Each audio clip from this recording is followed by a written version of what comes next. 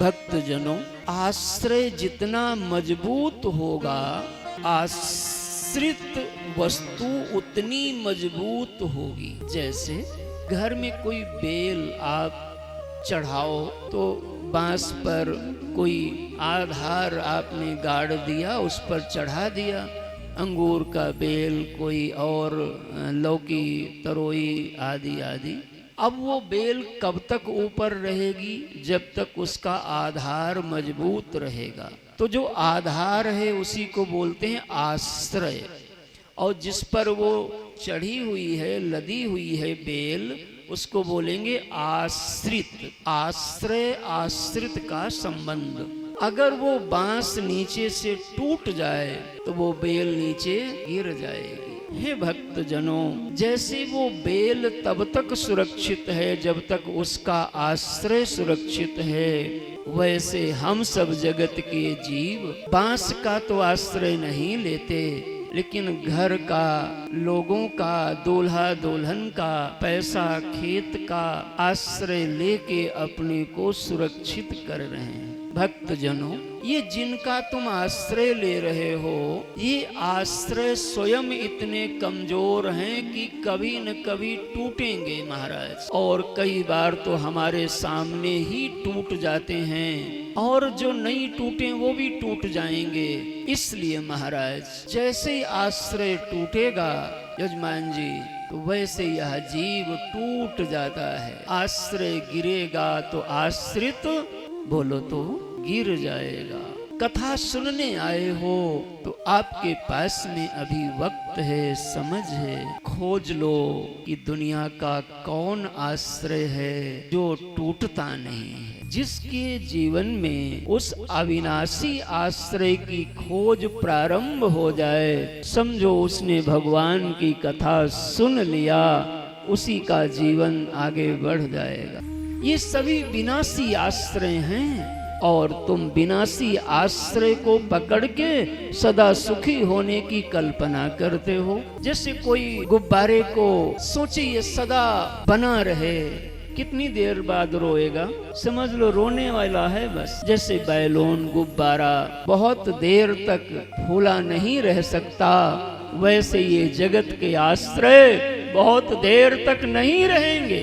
हम तुम्हें रिझाने नहीं आए हैं, हम तुम्हें गुरुदेव का संदेश सुनाने आए हैं कि जग जाओ और उस आश्रय की खोज करो जो विनाशी ना हो, नाशी ना हो। अगर आपका आश्रय अविनाशी हो गया तो आप भी अविनाशी बने रहोगे, क्योंकि नियम है जैसा आश्रय होगा वैसे ही आश्रित हो जाएगा।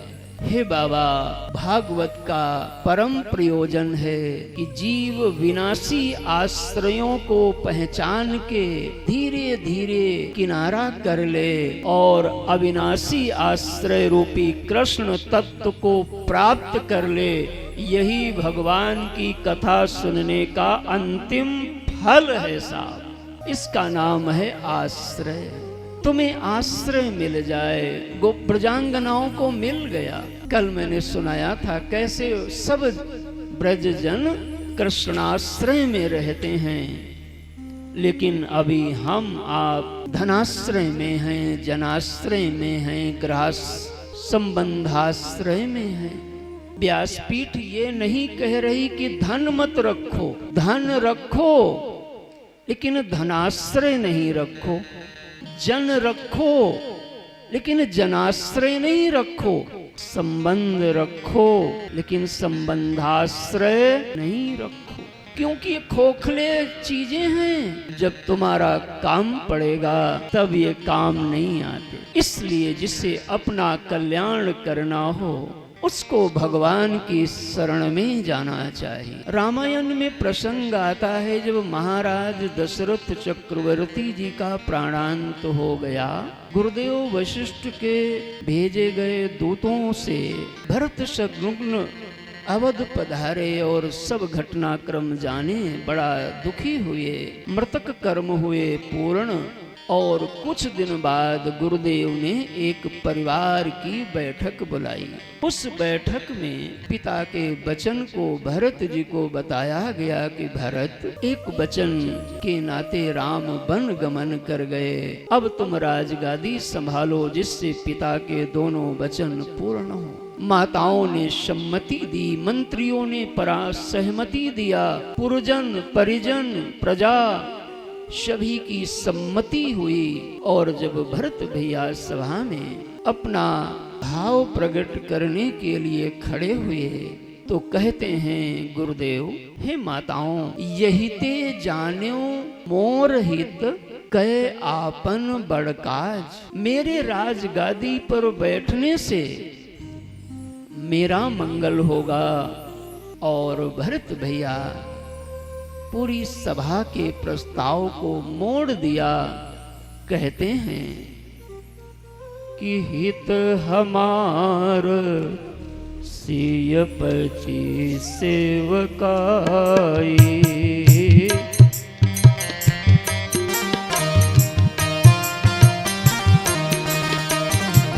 हित हमार सिय पति सेवकाई।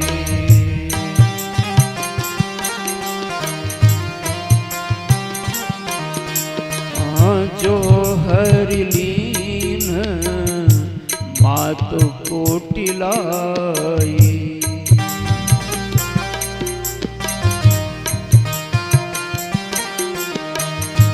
एक साधक का कल्याण, एक जीव का कल्याण अविनाशी आश्रय को प्राप्त कर लेने में है। हे भक्तजनों, इसलिए आज की कथा का पहला सूत्र है, 12वां स्कंध का यह नाम ही है आश्रय। कृष्णाश्रय मिल जाए, रामाश्रय मिल जाए, जगदम्बा का आश्रय मिल जाए, यही जीवन का सबसे बड़ा लाभ है।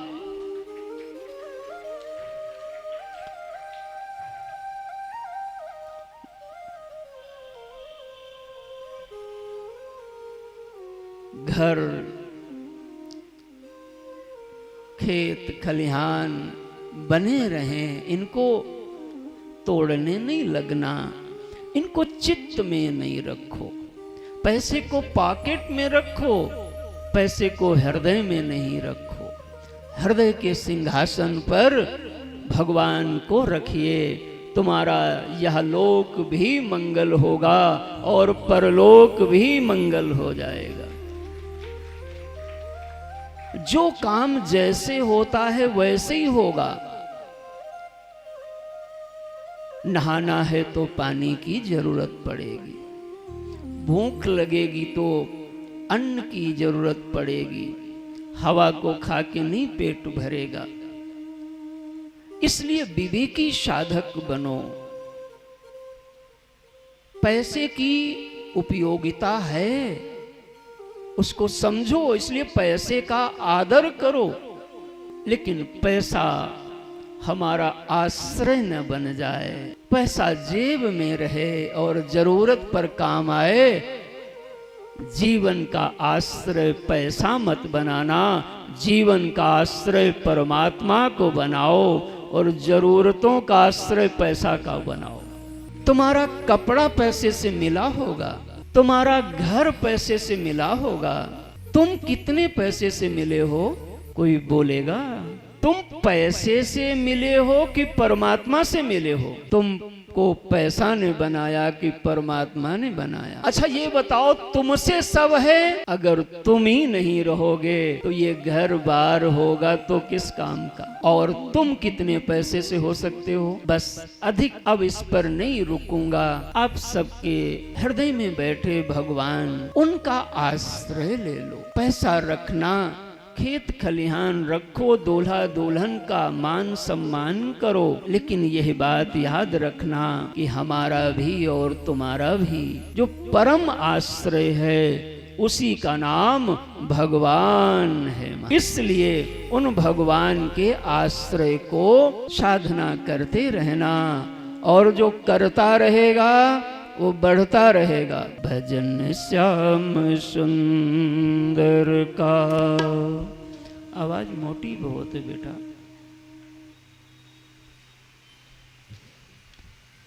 भजन श्याम सुंदर का जो करते रहोगे,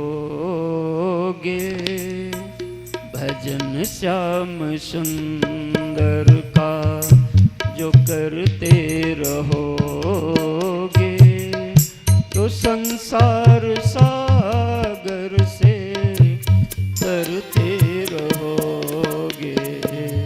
भजन श्याम सुंदर का जो करते रहोगे, तो भव सागर से तरते रहोगे।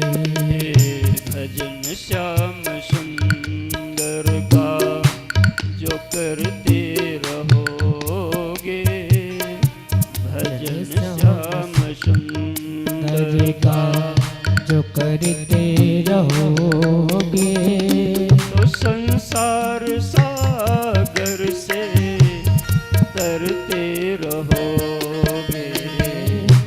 तो संसार सागर से तरते रहोगे।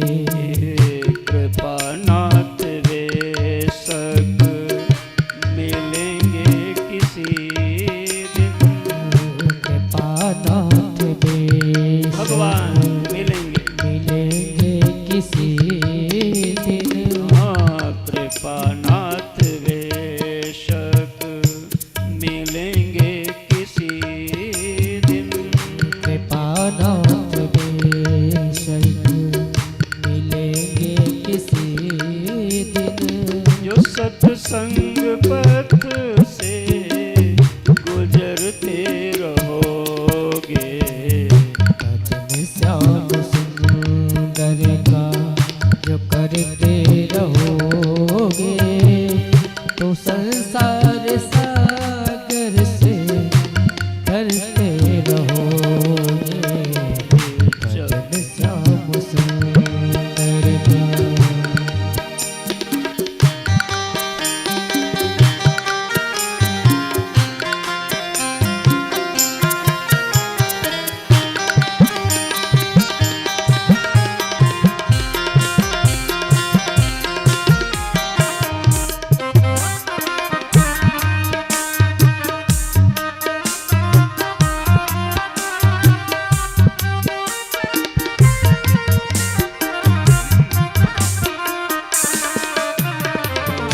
चढ़ोगे सभी के हृदय पर सदा तुम।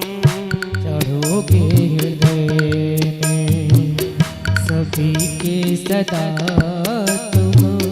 चढ़ोगे हृदय पर सभी के सदा तुम। चढ़ोगे हृदय में सभी के सदा तुम। जो अभिमान गिरी से उतरते रहोगे, भजन श्याम सुंदर का जो करते रहोगे, तो संसार सागर से तरते रहोगे। भजन श्याम सुंदर का।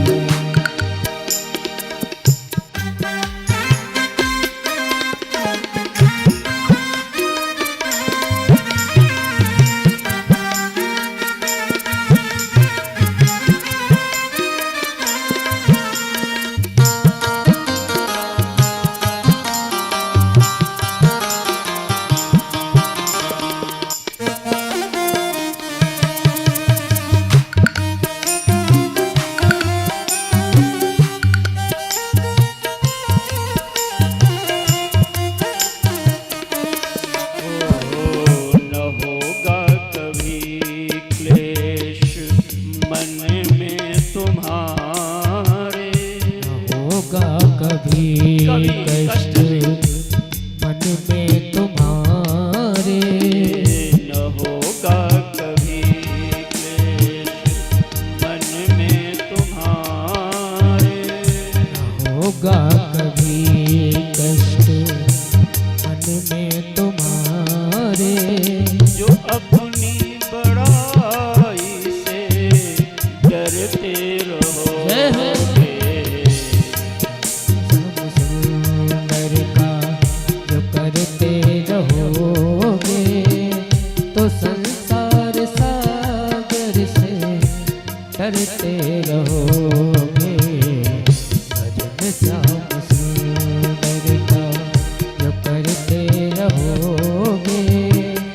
तो संसार सागर से तरते रहोगे।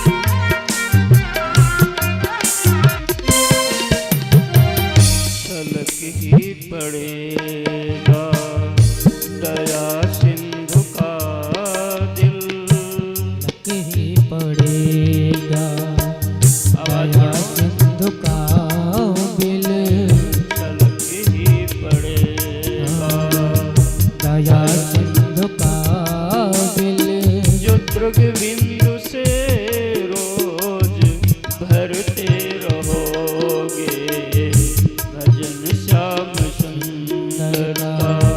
करते रहोगे तो संसार सागर से तरते रहोगे।